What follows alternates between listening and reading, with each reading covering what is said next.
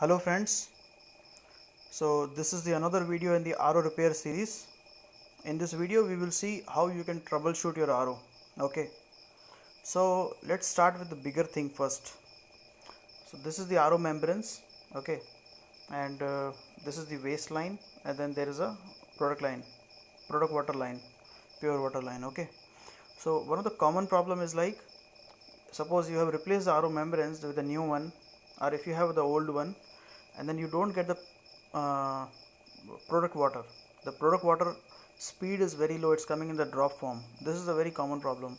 So there are two reasons, possible reasons behind it. One is like the motor, there is a pressure booster motor which supplies the water. This is the input of the RO membranes. If there is no significant pressure, then the RO membranes will not expand and it will not filter the water. Everything will come from the waste line. This is the first very common reason, that you have to when you check the pressure motor, it will look like, okay, yeah, it's giving the output and then it looks fine. But what happens is, if it has a lot of scaling or dust inside it, then during the building the pressure it stops functioning and you would never know. When you see it in the isolation, the motor would work and it will give you the output.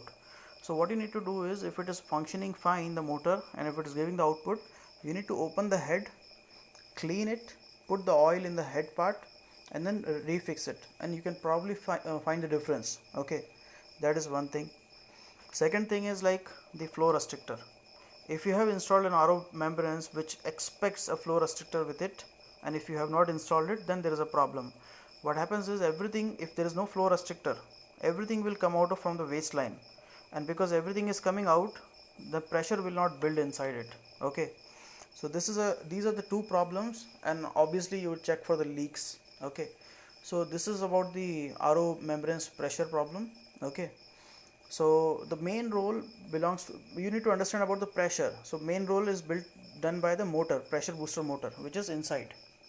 Every RO has a pressure booster motor because most RO membranes work on the pressure basis. Okay, now second thing is like, uh, in general, when you have a problem, RO is not giving you enough product water, or it's not functioning well, if the water quality is not well, if the TDS is not good, you need to check the pre-filters. You need to see the output of the pre-filters. It should be sufficient pressure.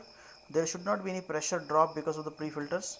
Usually you will not find any pressure drop due to pre-filters. Okay, so let's say this is the main line, it goes to one pre-filter and then two more pre-filters. Still there should not be any pressure drop, they should be working absolutely fine. If there is a problem in the if there is a pressure drop, you replace these filters. These comes for about 100 to 150 rupees. Okay, that is one thing. Now let's say if you have the good water and good TDS but still the taste is not good, then you have to check your post carbon filter. And if let's say if you replace the post carbon filter and if you still not satisfied, then probably you need to go for the alkaline filter. There is one more filter available which falls after this one. Okay, so you need to install one more filter which will increase the pH value of the water, and it will make water more alkaline, good in taste, not the acidic one. Okay, so that is another thing. Now next thing is like, let's say if the tank is full, whatever the capacity you have in your RO, if the tank is full and still if you see the waste line, if there is a water coming out, okay, so assume if it is coming out, that means your solenoid valve, which is which is a first element inside the RO machine, the water from the pre-filters goes into the SV valve, and then it goes to the pressure booster motor, and then it goes to the RO. So if whenever there is a tank full, the circuit will cut down the power supply, and the SV valve should cut down the water supply, and the input water should not be accepted. Okay, it will save the capacity of your RO, and also it will save the water, because when the tank is full, where you would store the water? Okay, it has to stop. So your SV valve is not functioning well. Okay, it's supplying the water directly. Now next problem is like, let's say if everything is fine, you have good quality water in your tank, but the water, when it is coming from the RO, when you demand for the water, it comes with a low pressure. That means your second SV valve are the pressure booster motor. There is a pressure booster motor which finally gives you the water, and it supplies water to the UV chamber and gives you the water output water with the pressure. So then probably your second solenoid valve or the pressure booster pump, small pump, this is gone, so this needs to be replaced. All these accessories are available in the Amazon or any online portal at a very economic price.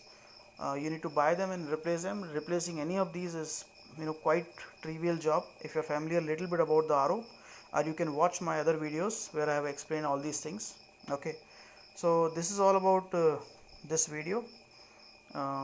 If I miss anything, if you want to ask any question, you can put it in the comment. I will try to answer. Thank you very much, guys. Thank you for watching. If you like this content, please like this video. Also, please subscribe my channel for more videos. Thank you.